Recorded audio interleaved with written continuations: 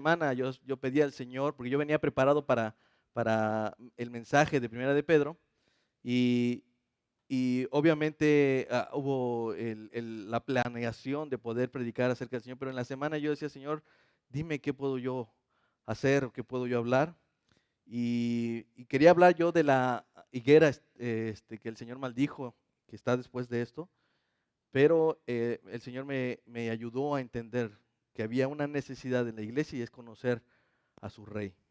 Por eso vamos a ver Marcos capítulo 11, versículo 1 al 11. Y les digo que me encanta porque parece hasta cabalístico, ¿no? 11, 1, 11. Ok, vamos allá a la escritura y ahorita vamos a orar por el permiso del Señor. Dice el texto, cuando se acercaba a Jerusalén junto a Betfagé y a Betania, frente al monte de los olivos, Jesús envió a dos de sus discípulos y les dijo, vayan a la aldea que está al frente de ustedes y luego que entren en ella hallarán un pollino atado en el cual ningún hombre ha montado, desátenlo y tráiganlo. Y si alguien les dijere, ¿por qué hacen esto? Díganlo que el Señor lo necesita y que luego lo devolverá. Fueron y hallaron el pollino atado afuera a la puerta en el recodo del camino y lo desataron. Y unos de los que estaban allí les dijeron, ¿qué hacen desatando al pollino? Ellos entonces le dijeron como Jesús les había mandado y los dejaron. Y trajeron el pollino a Jesús y echaron sobre él sus mantos y se sentó sobre él. También muchos tendían sus mantos por el camino y otros cortaban ramas de los árboles y los tendían por el camino. Y los que iban delante y los que venían detrás daban voces diciendo, Hosana, bendito el que viene en el nombre del Señor. Bendito el reino de nuestro padre David que viene, Hosana en las alturas. Y entró Jesús en Jerusalén y en el templo, y habiendo mirado alrededor todas las cosas, como ya anochecía, se fue a Betania con los 12. Padre, estamos aquí reunidos por tu gracia y misericordia. Reconocemos que de ninguna forma hemos obrado personalmente en esta salvación. Y a veces ignoramos completamente lo que tu obra fue en aquella semana de la pasión. Ignoramos muchos detalles de tu amor y de tu misericordia. Hoy simplemente estamos aquí reunidos disfrutando esta salvación. Pero yo te ruego que tu Espíritu Santo inunde nuestros corazones y a través de tu palabra tú puedas mostrarnos que alguien importante fue a la cruz. Te ruego, Señor, que en este día tu palabra sea puesta en nuestros corazones y que hoy no salgamos igual de como venimos, Señor. Te ruego que tú pongas en nosotros un ambiente dispuesto, un espíritu dispuesto a escuchar tu palabra, pero sobre todo a poder exaltarte a ti que eres el Señor de señores y Rey de reyes. Te pido tu permiso porque yo necesito que tú estés en medio de tu pueblo, Señor, en medio de tu iglesia. Y quiero, Señor, que de acuerdo a tu voluntad, llames a tus hijos a tu salvación. Ayúdanos pues a entender tu palabra y a regocijarnos y alegrarnos delante de ti, nuestro Rey. En el nombre de tu precioso nombre, Jesús. Amén. Bueno, miren, Marcos es muy intencional durante esta semana al describir de una manera secuencial o cronológica, por decirlo así, esta semana de la pasión de Jesucristo. De hecho, si ustedes pueden ver, hay un bosquejo de domingo a domingo en Marcos que comienza en el capítulo 11 y concluye hasta el capítulo 16. Y digamos que el domingo comienza con esta entrada a Jerusalén, lo que se conoce como la entrada triunfal. Lunes hace la maldición de la higuera y la purificación del templo. El martes empieza a hacer algunas enseñanzas en medio del pueblo y trata muchas de las controversias con los líderes religiosos. El miércoles se hace la unción, le ungen a Jesús en Betania y el mismo día Judas lo traiciona. Jueves es la última cena y el arresto y el juicio secreto contra Jesús. El viernes es el juicio ante Pilato, la condenación y la crucifixión. Sábado Jesús está en el sepulcro y el domingo, bendito sea el Señor, que por eso estamos aquí, el Señor resucitó. Nosotros nos vamos a ubicar ahora en el primer domingo, hermanos. Y yo espero que esta semana sea para todos como en familia una necesidad de saber toda la pasión de Jesucristo, que en los hogares podamos hacer este trabajo que se comienza este domingo y que se concluye el siguiente domingo.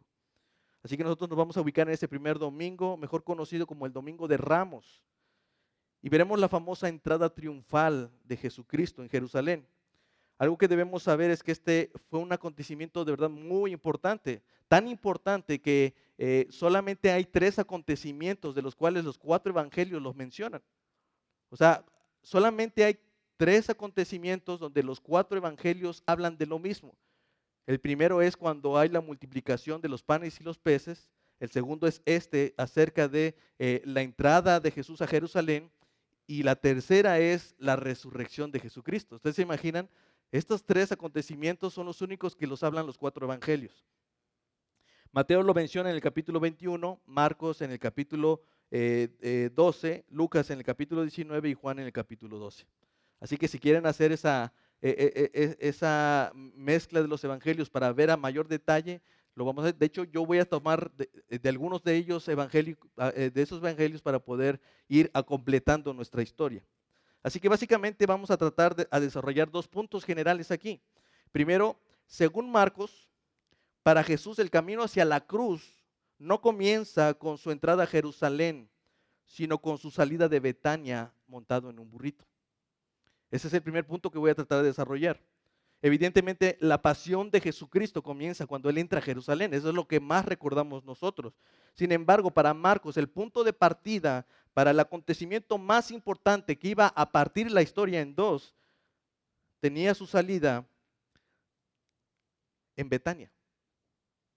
Por eso he querido llamar a este sermón de Betania a la cruz. Porque realmente Jesús salió desde Betania. Entonces, ese sería el primer punto. El segundo punto que quiero manejar es que según Marcos, la entrada de Jesús a Jerusalén demuestra que el que iba a la cruz era un rey. Así que esos son los 2 puntos generales que voy a tratar de mostrar en este día. Y nuestro bosquejo es muy simple. Del versículo 1 al 7 estaremos hablando de este primer punto, de Betania a la cruz. Y el segundo punto, del versículo 8 al 11, estaremos hablando acerca del el rey que va a la cruz. Esos son nuestros 2 puntos del bosquejo. Y vamos a entrar al primer punto. Dice, cuando se acercaban a Jerusalén junto a Betfagé y a Betania frente al monte de los Olivos, Jesús envió 2 de sus discípulos. Marcos comienza a hablar acerca de esta entrada de que Jesús está a punto de entrar a Jerusalén. ¿Y por qué lo dice? Porque la Pascua está a punto de comenzar. Por esa razón muchas personas de toda la región y de todo el rincón del Imperio Romano se estaban acercando, hermanos. Dice algunos historiadores que se llegaban a juntar hasta millones. Fueron al menos 1 millón de personas. En ese día se triplicaban el número de personas que se movía durante esta semana de la Pascua. Miren lo que dice Juan en el capítulo 11, versículo 55. Y estaba cerca la Pascua de los judíos y muchos subieron de aquella región a Jerusalén antes de la Pascua para purificarse. Y buscaban a Jesús y estando ellos en el templo se preguntaban unos a otros, ¿qué les parece? ¿No vendrá la fiesta? Y los principales sacerdotes y los fariseos habían dado orden de que si alguno supiera dónde estaba, lo manifestara para que lo prendieran, para que lo arrestaran. Tengan en cuenta esto, hermanos, porque para aún el ambiente en Jerusalén estaba en ánimos, la gente estaba a la expectativa de lo que iba a suceder con Jesús, porque los principales sacerdotes querían atraparlo y entonces mucha gente sabía que ya había órdenes para poder aprisionarlo en su llegada a Jerusalén. Entonces la gente, aquí había una presión porque había solamente una decisión. O sea, si Jesús era el Mesías, si Jesús era aquella persona que decía ser, tenía que llegar a Jerusalén, tenía que llegar a la fiesta, pero el problema es que si los judíos lo atrapaban, entonces allí se iba a ver si era o no el Mesías. ¿Sí? Entonces era evidente que toda la gente estaba esperando qué iba a pasar con Jesús en ese momento. Así que en ese momento cuando Jesús va a entrar, va a ser público y notorio que Él es el Mesías, que Él es el Rey que venía a gobernar. Ahora, ¿dónde nos ubica Marcos? Con toda seguridad en Betania, hermanos. El pueblo de Marta, María y Lázaro, donde fue resucitado, es a 3 kilómetros más o menos, 3.2 kilómetros para ser exactos, de Betania a Jerusalén. Esto para que se hagan una idea es como si saliéramos de aquí a Caxa. ¿sí? No está lejos. A pie serían unos 45 minutos aproximadamente, una hora, dependiendo, ¿no? Pero ese es el recorrido que Jesús iba a hacer de Betania hasta Jerusalén. Noten que Marcos está haciendo mucho énfasis en ciertos detalles de su ubicación en Betania, porque todo lo que iba a suceder alrededor de Jesús iba a ser en esta misma región. Todas las cosas que iban a suceder se iban a estar desarrollando alrededor de esta región. Por ejemplo, Betania iba a ser el lugar donde Jesús una y otra vez iba a refugiarse. Ustedes saben que si se multiplicaba la cantidad de gente en Jerusalén, no había lugar para hospedarse allí. Así que el lugar que Jesús había escogido para refugiarse, para descansar en sus actividades durante esta semana, iba a ser en Betania. Y eso mismo dice Marcos en el versículo 11, cuando dice, y se fue a Betania con los 12. Cerca de Betania, precisamente, se encuentra ubicado el Monte de los Olivos. De hecho, al pie del Monte de los Olivos está el Getsemaní, el lugar donde Jesús se iba a apartar a orar esa grandiosa oración que él decía: Padre, si quieres pasa de mí esta copa, pero que no se haga tu voluntad sino la mía. Allí estaban, en esa misma región. Allí mismo fue entregado por Judas. En Betania es donde Jesús va a ser ungido. Ahí es donde se presenta una mujer y derrama sobre él el perfume. Y esto es importante porque Jesús mismo en sus palabras dice que este perfume que se derramaba sobre su cuerpo lo había hecho a fin de preparar su cuerpo para la sepultura. Se dan cuenta, muchas de las cosas que están sucediendo en ese punto son importantes, son muy importantes, pero en ese mismo lugar es donde precisamente Judas decide ir contra Jesús. Recuerdan cuando se derrama ese alabastro de perfume, el primero que se rompe las vestiduras, como se dice coloquialmente, fue Judas. Y no porque le interesara a los pobres, se decía, ¿cómo es que se viene a hacer este desperdicio cuando podríamos haberlo vendido y dárselo a los pobres? Pero la realidad es que él no lo hacía así. Dice la escritura que él lo decía porque él tenía la bolsa, es decir, él era el administrador. Aguas con el administrador. Él era el administrador, entonces dice que él sustraía de la bolsa, así que no estaba interesado en los pobres, él quería dinero. Cuando sucede esto, quizás él se enojó tanto, y entonces dice Mateo capítulo 26, versículo 14, que entonces uno de los 12, que se llamaba Judas Iscariote, fue a los principales sacerdotes y les dijo: ¿qué me quieren dar? Y yo se los entregaré. Es Judas quien hace esto, hermanos. Entonces se le asignan 30 piezas de plata. Pero sobre todo, hermanos, uno de los acontecimientos más importantes en Betania, de los más importantes del ministerio de Jesús, sucedió aquí en Betania: la resurrección de Lázaro. Entonces, no hay mejor lugar para iniciar un recorrido a la cruz que aquel lugar que se había vuelto un símbolo de esperanza para todos los que veían a Lázaro vivo. Dice Juan capítulo 12, versículo 9, gran multitud de los judíos supieron entonces que él estaba allí y vinieron, no solamente por causa de Jesús, sino también para ver a Lázaro, a quien había resucitado de los muertos. ¿Se dan cuenta? Toda esta multitud estaba pendiente, no solamente de que Jesús llegara a la fiesta, sino que pudieran constatar con sus propios ojos lo que se estaba diciendo a los alrededores. Jesús había hecho un gran milagro, resucitar a Lázaro. Este era como el cierre de campaña, hermanos. Yo no digo que Jesús era político, pero ustedes se han dado cuenta que en un cierre de campaña lo que se hace es escoger el lugar simbólico de su carrera, de su profesión, del lugar al que está saliendo a buscar el voto. Y de ahí partir. Entonces, yo no digo que Jesús sea político, pero Jesús decide cerrar su misión saliendo desde Betania, el lugar donde hizo la mayor señal de su ministerio: resucitar a un muerto de días. Anteriormente ya había resucitado gente, pero no de días. Cuando fue a ver a Lázaro, dice, abran la tumba, y entonces ¿qué dicen? No, ya lleva 4 días, ya hiede, ¿no? Pero Jesús pudo hacerlo, y esto es muy importante, hermanos. Todo lo que estoy diciendo es importante, porque esto nos va a ayudar a entender lo que está sucediendo más adelante. Ahora, Marcos también nos dice que estando en Betania, Jesús envía a 2 de sus discípulos a conseguir a un pollino.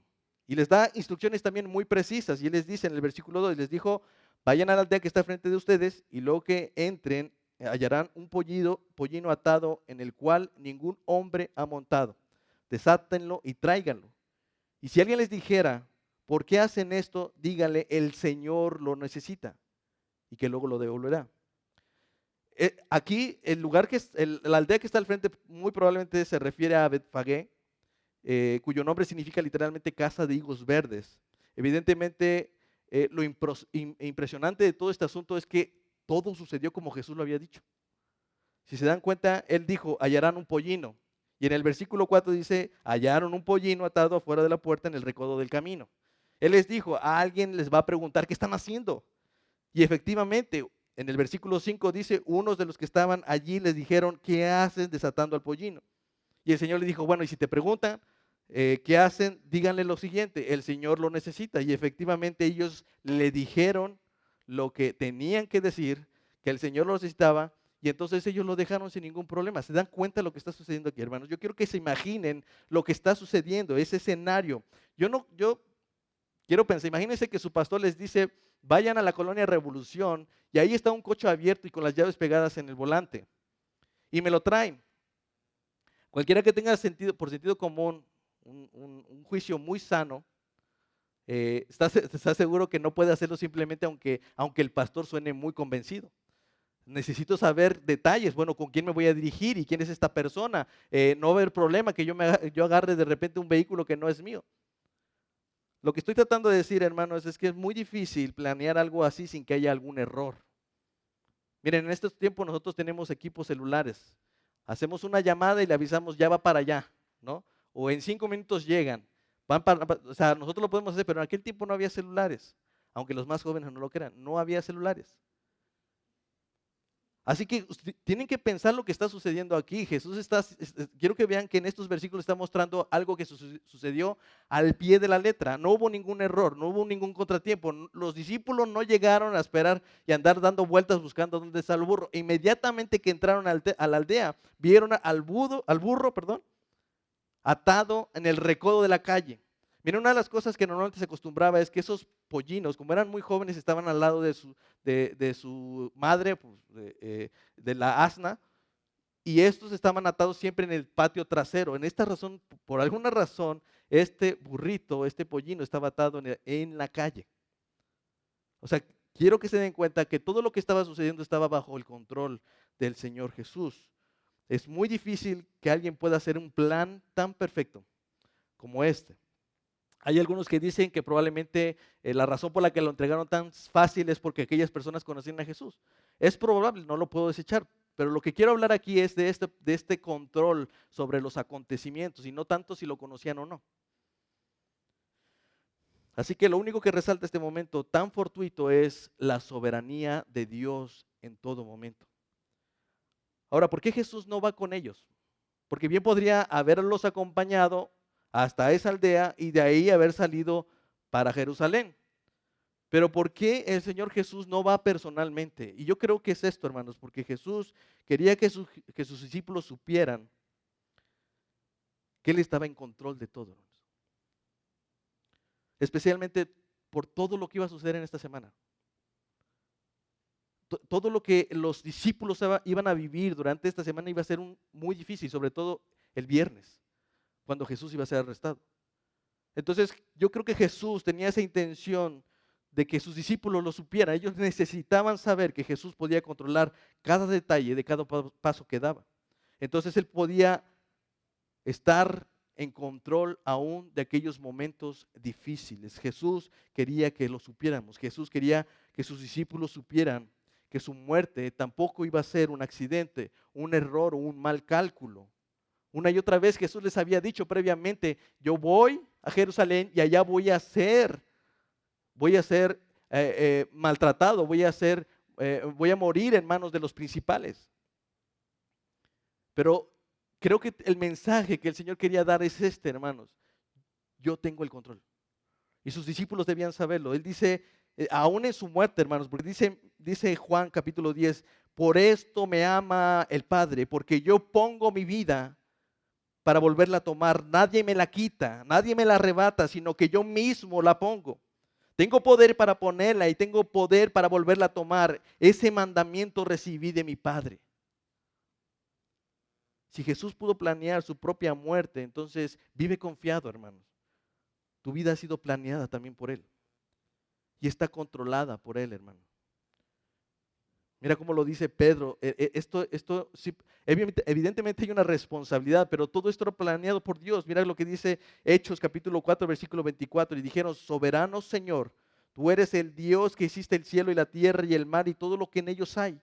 Que por boca de David tu siervo dijiste: ¿por qué se amotinan las gentes y los pueblos piensan cosas vanas? Se reunieron los reyes de la tierra y los principales se juntaron en uno contra el Señor y contra su Cristo, porque verdaderamente se unieron en esta ciudad, hablando de Jerusalén, contra su santo Hijo Jesús, a quien ungiste Herodes y Poncio Pilato con los gentiles y el pueblo de Israel para hacer cuanto tu mano y tu consejo habían antes determinado de que sucediera. Dios está en control, hermanos. Todo ha sido planeado por el Señor, hermanos. Jesús está en control de todo. Jesús es soberano sobre todo. Nada se le escapa de sus manos. Nada está fuera de su alcance. Hasta los más mínimos detalles de tu vida, de todo lo que sucede sobre ti, está bajo el control del Señor. Nada se mueve ni un centímetro a la izquierda ni a la derecha. Todo está en el control del Señor. Todo está en su voluntad. No hay nada que haya pasado en nuestras vidas que se escape del propósito del Señor. No hay nada que esté fuera de su conocimiento. No hay nada que se escape de su sabiduría. Hasta los más profundos pensamientos el Señor los conoce. Entonces deja de actuar como si Dios volteara su rostro hacia este mundo y que solamente de todo el universo, de la tierra, está sin los ojos de Dios. Deja de actuar como si Dios no existiera o como si Dios no fuera soberano. No importa, no importa, hermano, lo que haya pasado. Confía en Él. No importa si es por falta de trabajo, no importa si son por las calumnias en el trabajo, no importa si es por deudas, no importa si es por hambre, por persecución, enfermedad o incluso por muerte, hermanos. Jesús es soberano sobre todo, incluyendo la muerte. Hermanos, el Señor ha salido de Betania y ese es el énfasis que Marcos quiere decir. Es como si dijera Jesús: salgo de Betania y voy a Jerusalén a hacer algo mayor de lo que hice en Betania. En Betania yo resucité un muerto, pero iba a vivir solamente un tiempo. Pero en la cruz, por el sacrificio de Jesús, ninguno morirá para siempre. Si creemos en Él, viviremos eternamente. Eso es lo que Jesús le dijo a Marta. Marta le dijo ahí en el capítulo 11, le dice: Señor, si tú hubieras estado aquí, mi hermano no habría muerto. Marta, no conoces que yo soy soberano. Jesús le dijo: tu hermano resucitará. ¿Y qué le dije a Marta? No, yo sé que él resucitará en la resurrección en el postrero día. Pero Jesús le dice: yo soy la resurrección y la vida, y el que cree en mí, aunque esté muerto, vivirá. Y todo aquel que vive y cree en mí no morirá eternamente. Hermanos, el Señor tiene control hasta de la muerte y de la vida. Si Jesús tiene el control de la vida y la muerte, entonces confía, no importa si vives o mueres. Como dice Pablo, para mí vivir es Cristo y morir es ganancia. Como alguien dijo, todo lo que está por encima del infierno es ganancia, y para los que creen en Cristo, todo es ganancia, hermanos. ¿Qué vas a perder? Tu propia vida. Esto es ganancia. Vivir en Cristo es bueno, pero si mueres no importa, porque tú ya tienes la vida ganada por Jesucristo. Él fue a morir a la cruz para tener un lugar para ti. El problema es para aquellos que no han confiado en el Señor y que cuando llegue el tiempo de presentarse al Señor o de morir en esta tierra y darse cuenta que su eternidad estará en el infierno, entonces, hermanos, esto es muy diferente. Pero nosotros que hemos creído en el Señor tenemos confianza en ese día. Nuestra esperanza está reservada en los cielos, hermanos. Ahora, esta no es la única razón por la que Jesús quizás quería mostrarle a sus discípulos que Él era soberano, hermano. Dice la Escritura claramente que Él necesitaba el pollino. Dice en el versículo 3, y si alguien les dijera: ¿por qué se llevan al pollino? Ustedes díganle: el Señor lo necesita. ¿Lo necesita para qué? Evidentemente para poder llegar a Jerusalén. Pero quiero decirles que creo que a lo mejor hasta llegaba más rápido a pie que montado en el pollino. El pollino era muy joven. Él no podía cargar todavía. Pero en ese sentido era para eso. Pero mi pregunta es: ¿por qué en un pollino? ¿Por qué no en un caballo? Marcos no nos dice por qué, no nos da el detalle de por qué, pero Mateo sí, dice Mateo capítulo 21, versículo 4. Todo esto aconteció para que se cumpliese lo dicho por el profeta cuando dijo, díganle a la hija de Sión, he aquí tu rey viene a ti manso y sentado sobre un asna, sobre un pollino, hijo de animal de carga. Lo que estaba sucediendo era simplemente el cumplimiento de la ley, el cumplimiento de la obra del Señor ya establecida. Esto era una evidente señal de que el que iba a entrar por Jerusalén era el rey prometido. Dice ahí, he aquí tu rey viene a ti. Había llegado el momento de presentarse abiertamente al pueblo judío como su rey.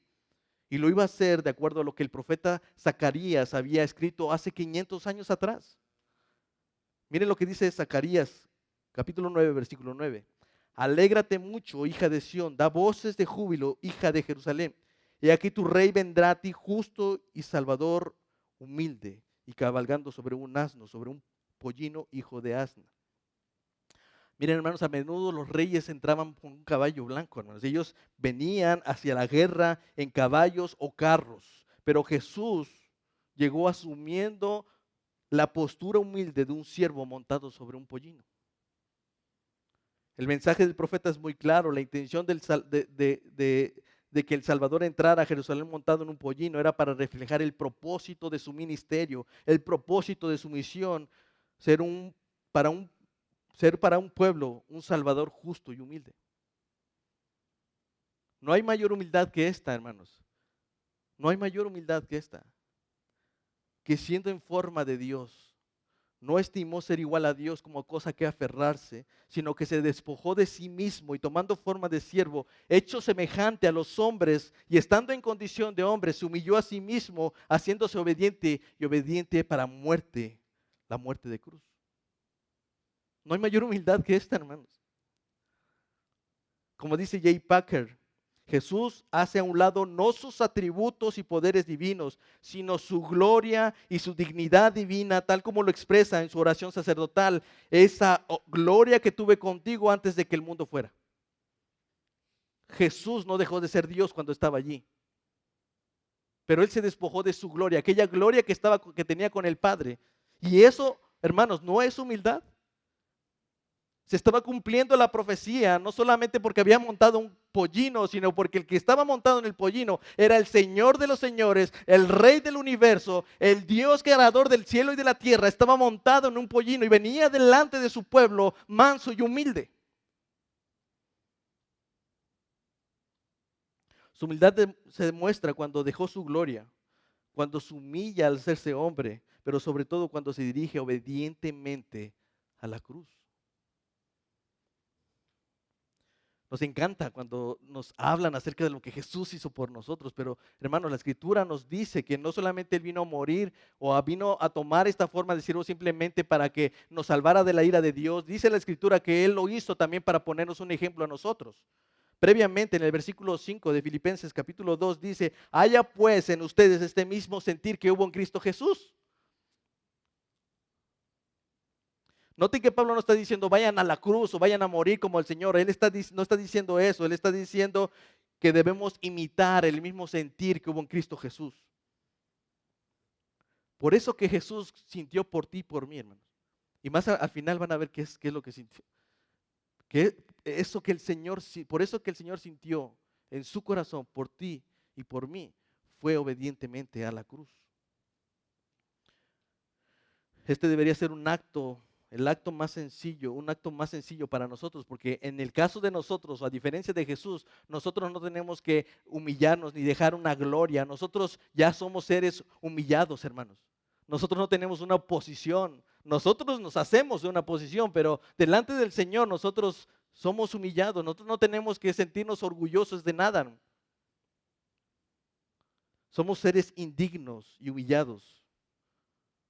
El problema está en que nosotros nos exaltamos demasiado, tenemos una alta estima, más de la que debemos tener. Por esa razón, nosotros debemos aprender del Señor en su venida, ¿sí? En su salida de Betania nos muestra también su humildad, algo que debemos imitar. Pablo espera que seamos humildes como nuestro Señor es humilde. Por eso dice previamente en los versículos de 3 al 5, nada hagan por contienda o por vanagloria, antes bien con humildad, estimando cada uno a los demás como superiores a él mismo, no mirando cada uno por lo suyo propio, sino cada cual por lo de los otros. Haya pues en ustedes este mismo sentir que hubo en Cristo Jesús. Algo que no debemos olvidar es que cuando nosotros nos humillamos, cuando nosotros vemos esa humildad, lo que va a resultar es exaltación. Como dice Mateo, porque el que se enaltece será humillado, pero el que se humilla será enaltecido. Y eso es lo que sucedió con Jesús. ¿Cuál fue el resultado de su humillación? Dice Filipenses 2, 9, 11. Por lo cual Dios también lo exaltó hasta lo sumo y le dio un nombre que es sobre todo nombre, para que en el nombre de Jesús se doble toda rodilla de los que están en el cielo y en la tierra y debajo de la tierra, y toda lengua confiese que Jesús es el Señor, para la gloria de Dios Padre. Jesús fue obedientemente a la cruz, se humilló a sí mismo y lo que recibió fue exaltación del Padre. Y nadie en este mundo que haya vivido y que vaya a vivir podrá negar el nombre del Señor. Toda lengua confesará que Jesús es el Señor, para la gloria de Dios Padre. Y no me refiero a la salvación, me refiero a que todos reconocerán que Él es el Rey cuando lo hayan negado. Eso es precisamente lo que anticipó el profeta también con la entrada del Mesías. No solo que el rey iba a entrar sentado en un pollino, sino que también Jerusalén daría voces de júbilo y de alegría por la entrada de su rey. Eso es lo que por eso es que entramos al segundo punto. El rey va a la cruz.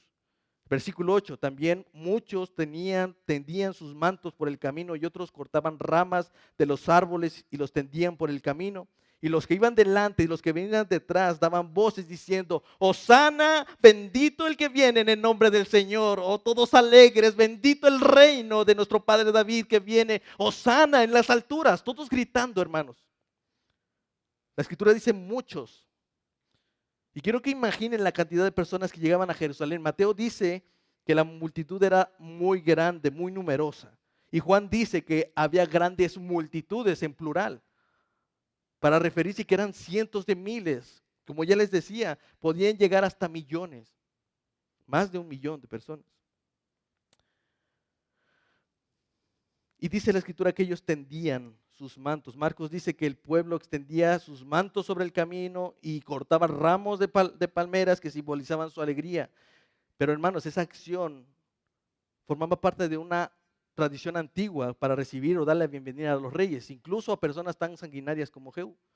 Si ustedes se dan cuenta, en Segundo de Reyes, capítulo 9, versículo 13, dice: entonces se apresuraron y cada uno tomó su manto y lo puso bajo Jehú sobre las gradas desnudas, y tocaron trompeta y dijeron: Jehú es rey.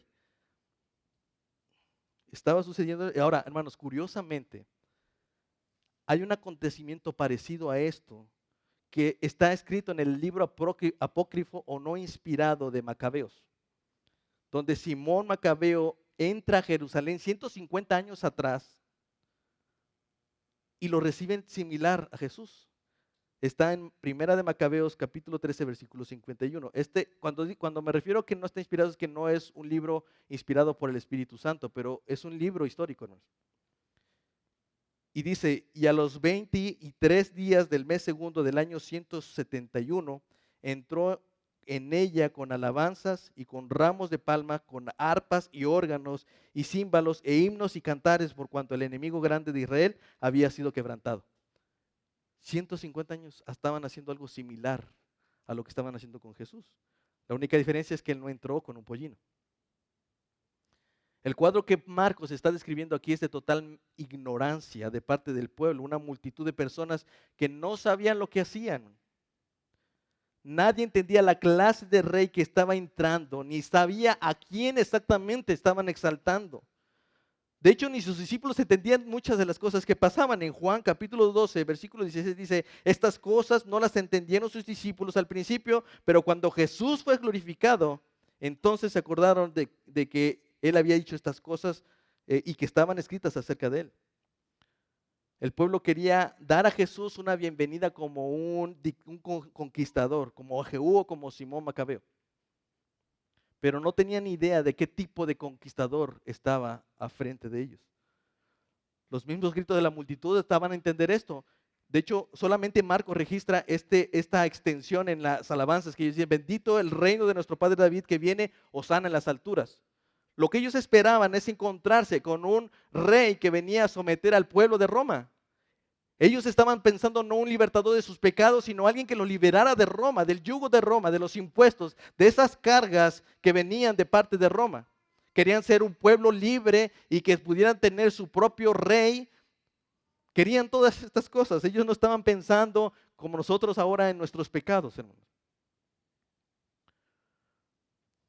La multitud estaba muy emocionada, estaba excitada. Ellos estaban diciendo alabanzas al Mesías, el hijo de David. En el versículo 9 dice: y los que iban delante y los que venían detrás daban voces. Es decir, todos los que estaban atrás y los que venían adelante estaban diciendo lo mismo.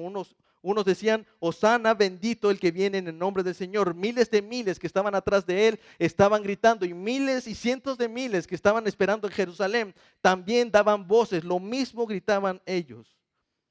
Y cuando dice que daban voces, la palabra implica porrumpir en gran voz o clamar a gran voz, gritar. Ellos no estaban cantando alabanzas como lo estábamos haciendo hace un rato. Ellos cantaban con alegría, ellos estaban exaltando un momento de salvación. ¿Qué significa hosana, hermanos? Para que cuando volvamos a cantar, lo hagan con toda la intención. ¿Qué significa hosana? Significa sálvanos ahora. Esta alabanza de victorias que el pueblo gritaba eran ecos del Salmo 118. Cuando el pueblo decía hosana, lo que estaba diciendo: te rogamos, sálvanos hoy. De hecho, vamos a Salmos 118 y desde el versículo 24 dice: este es el día que el Señor ha hecho. Regocijémonos y alegrémonos en él. Y cuando ellos dicen hosana, es este versículo: te rogamos, oh Señor, sálvanos ahora. Te rogamos, oh Señor, prospéranos ahora. Porque lo que sigue es: bendito el que viene en el nombre del Señor. Desde la casa del Señor los bendecimos.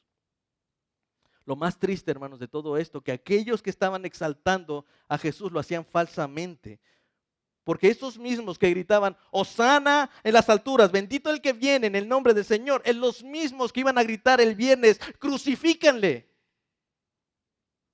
Esos mismos que estaban levantando sus palmas y ponían sus mantos sobre el camino, eran los mismos que estaban diciendo una y otra vez: crucifíquenle.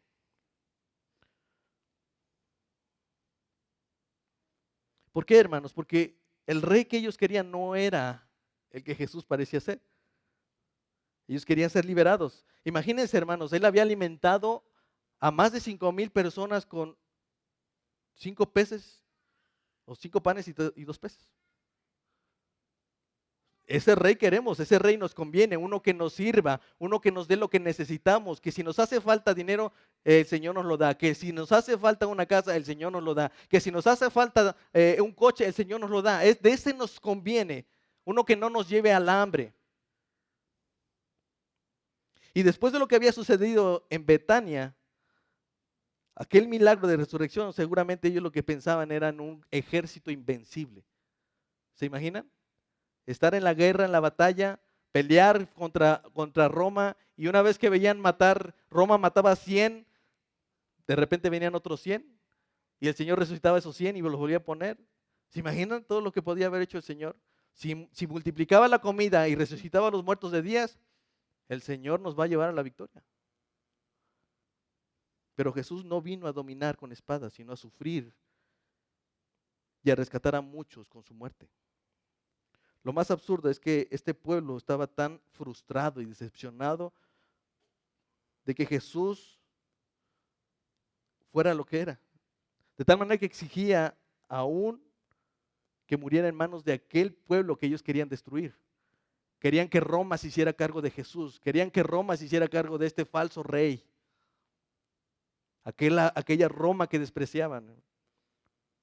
¿Sabe cuál fue uno de los argumentos para condenar a Jesús. Ellos decían y comenzaron a acusarle diciendo, a este hemos hallado que pervierte a la nación y que prohíbe dar tributo a César.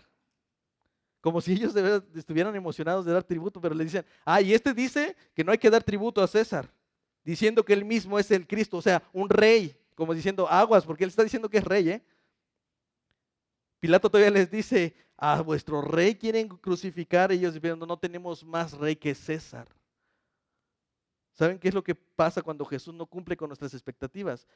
Decimos, le negamos, decimos, no tenemos más rey que nosotros mismos.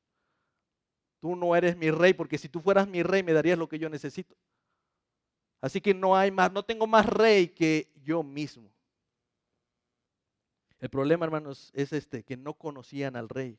Como dice Juan, a lo suyo vino y los suyos no le recibieron. Pues hicieron de una idea equivocada acerca de él, una idea nacionalista, una idea política y militar. En realidad este pueblo no estaba preparado para recibir a su Salvador. Este pueblo no estaba preparado para poder recibir a su Salvador. ¿Por qué? Porque ellos querían que les salvara de Roma, no de sus pecados. Ellos omitieron completamente el mensaje de Juan el Bautista cuando les dijo, arrepiéntanse porque el reino de los cielos se ha acercado. Y ellos que decían, a Abraham tenemos por padre. Para eso están los sacrificios. Yo no tengo que preocuparme por mi pecado. Para eso están los sacrificios en el templo. Ellos no estaban preocupados por sus pecados, hermanos. Algo que debemos aprender entonces de todo esto, de este Domingo de Ramos, es lo absurdo que es exaltar a un Señor o exaltar a Jesús como Señor y Rey sin conocer quién es. Muchos llegan a la iglesia en busca de un Jesús que les salve, pero no del pecado, hermanos, que les salve de las deudas, de los problemas legales, del adulterio, de la fornicación, de los problemas legales, de los problemas en el matrimonio, de salvarles del divorcio, de salvarles de ir a la cárcel, hermano. Pero Jesús no salió de Betania pensando en tus deudas, hermanos. Salió de Betania pensando en tus pecados. La razón por la que muchos se apartan de la fe es porque tuvieron una idea equivocada acerca de Jesús. Vinieron a Él pensando que estaba aquí para darnos lo que nosotros queríamos. Hermano, hermana, tú conoces y entiendes quién fue a la cruz. Conoces a tu Rey. Algo que debemos entender es que quien iba hacia la cruz, hermanos, era un rey. Aquel rey que estaba sentado en su trono, rodeado de su gloria, no estimó su divinidad, no estimó su posición, no estimó su corona, hermanos. Y en lugar de ordenar desde su trono, Él bajó para convertirse en un esclavo. Y se dirigió obedientemente a la cruz, hermanos, para salvar a muchos de sus enemigos.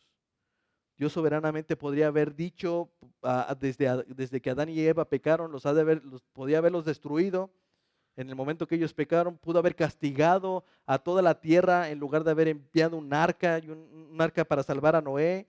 Él pudo haber destruido toda la tierra en lugar de solamente a Sodoma y Gomorra. Pero en lugar de eso, Él quiso enviar a su Hijo a morir por nosotros. Miren lo que dice Sujel Michelén. Dice, si nuestro más serio problema hubiera sido económico, Dios hubiera enviado un economista. Si nuestro más serio problema hubiera sido psicológico y emocional, Dios hubiera enviado un psiquiatra cósmico. Si nuestro más serio problema hubiera sido de salud, Dios hubiera enviado un médico. Pero Dios envió un Salvador porque el problema más serio del hombre es su pecado. Jesús soberanamente podría haber dicho decretado que se cancelaba, que se daba perdón a todos los pecadores. Jesús pudo haber decretado, se perdona a todos sin llegar a la cruz. Pero Dios es un Dios santo y justo. Él no va a pasar por alto su justicia. Así que el Rey de los cielos, el Señor del universo, el Creador del cielo y de la tierra, de todo lo que veis y lo que no se ve, hermanos, ese Señor de señores y Rey de reyes fue a la cruz y vino a tomar un lugar de un esclavo. El rey que estaba en su trono dejó su trono y tomó el lugar de un esclavo. Entendamos esto, hermanos. Dios no solo envió a morir por nosotros a un hombre, sino a un rey que se hizo hombre porque todos nuestros problemas tienen su origen en el corazón, un corazón no gobernado, en un corazón sin rey que hace lo que bien le parece.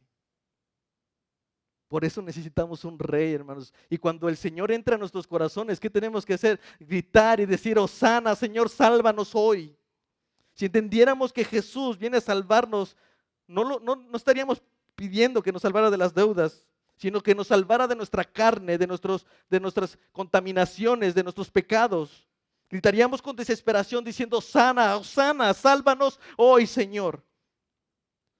Sálvanos del adulterio, sálvanos de la inmoralidad, sálvanos de la pornografía, sálvanos de las tranzas. Señor, si tú eres el rey, entonces ven y toma mi corazón. Sálvanos de nuestro orgullo y de nuestra tibieza.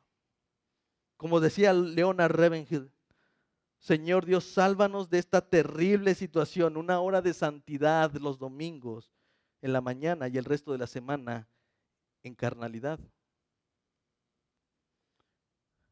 Alguien dijo: no podemos cantar los domingos el Rey de Reyes y el resto de la semana cantar, pero sigo siendo el Rey.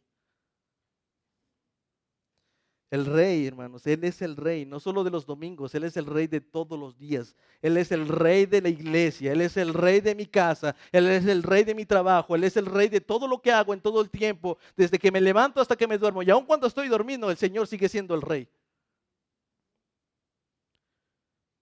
Debemos aprender a exaltar a Jesús como Rey con todo lo que eso implica, hermanos, no cuando nos conviene.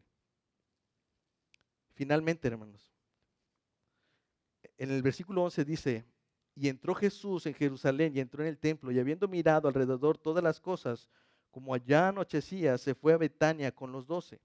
Yo no me imagino esta escena, hermano, porque realmente si la entrada solamente a Jerusalén fue impresionante, yo no me quiero imaginar si Jesús tuvo un tiempo para estar en Jerusalén haciendo qué o como para perder el tiempo. Pero dice Marcos que habiendo mirado alrededor de todas las cosas, como ya anochecía, entonces, pero quiero que vean en qué momento sucedió eso. ¿En qué momento? Marcos no nos da muchos detalles de lo que está sucediendo allí, de cuánto tiempo pasó ahí parado, qué eran las cosas que él estaba viendo, incluso ni siquiera lo que estaba pensando, lo que estaba pasando por su corazón. Marcos no nos dice nada de eso.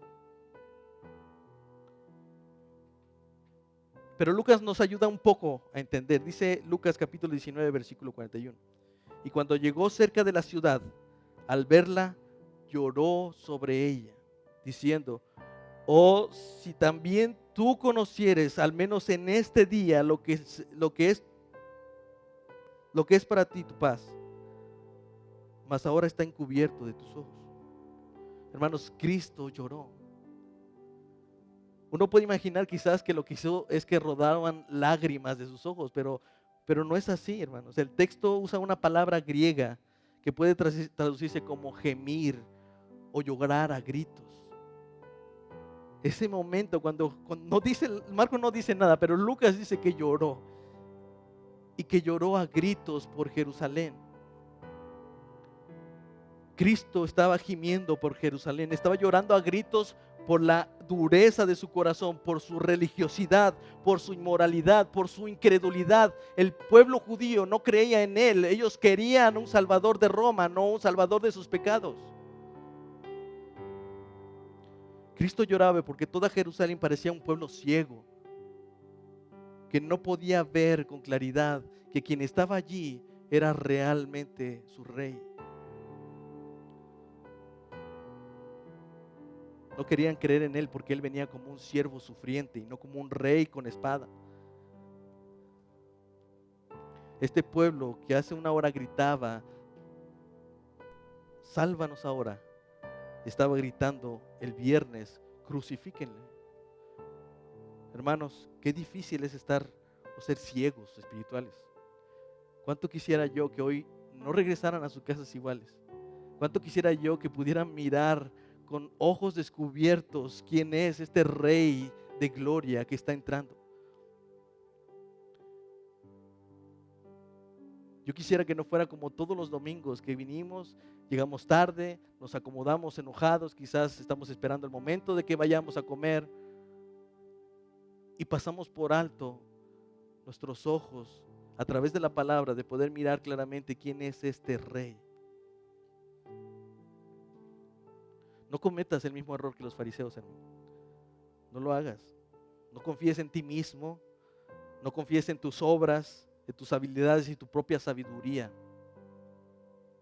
Hermanos, no fue cosa menor que el Hijo de Dios, el Rey de Reyes y Señor de Señores, fuera a la cruz.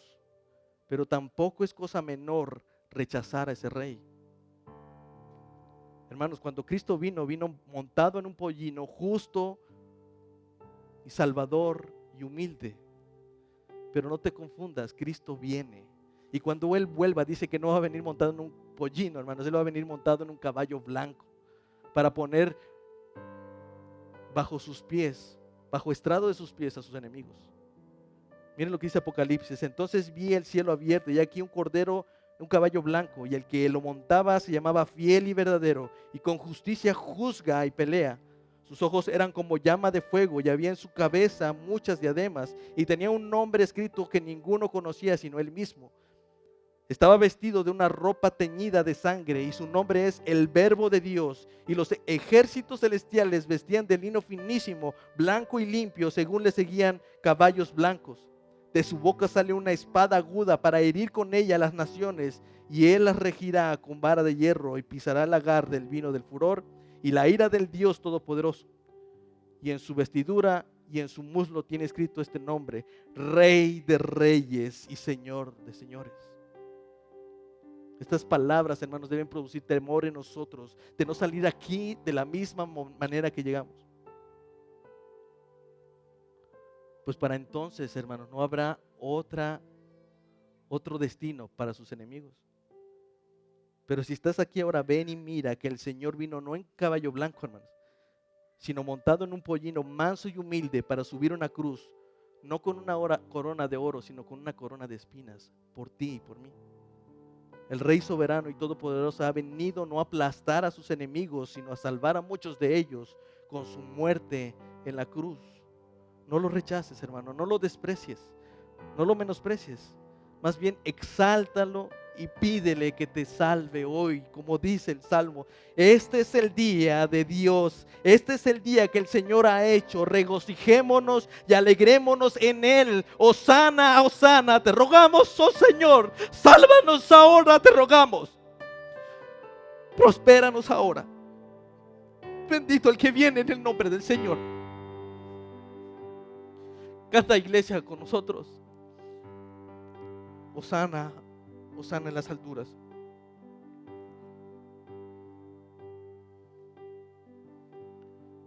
Ponte bien, hermano.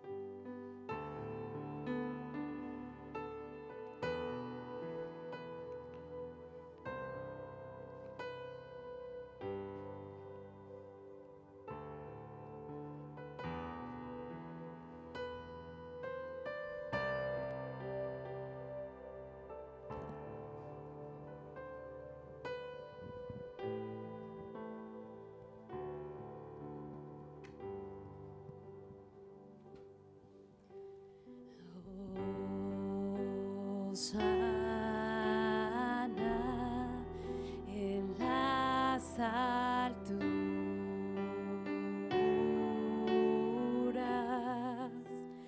exaltad a nuestro Rey. Hosana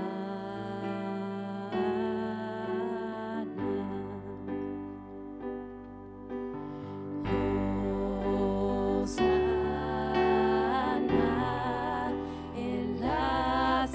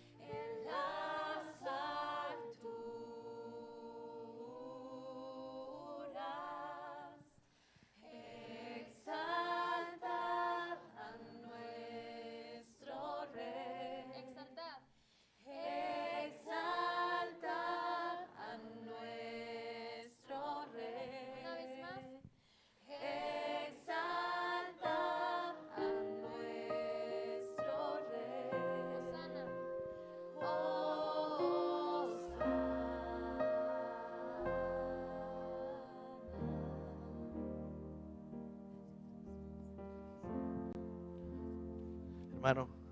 ¿Quién está alegre por el Rey que ha venido? Es nuestro Rey, hermanos. Es nuestro Señor. Y Él ha hecho esta obra por nosotros. Exaltemos a nuestro Rey. No solamente hoy, hermanos, sino todos los días de nuestra semana, porque aquel Rey que estaba sentado en su trono bajó a tomar forma de siervo, forma de esclavo, para que tú y yo estemos en una eternidad con Él. Amén.